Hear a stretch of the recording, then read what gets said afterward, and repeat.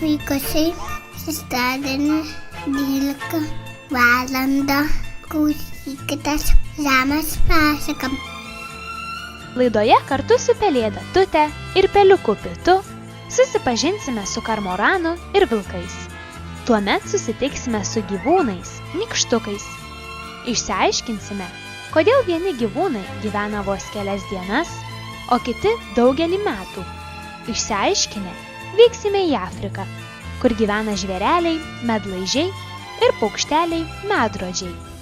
Na, o grįžę į Lietuvos miškus, eisime ieškoti lazdyno riešutų. Žemės pasaka, la la la la la la la la la.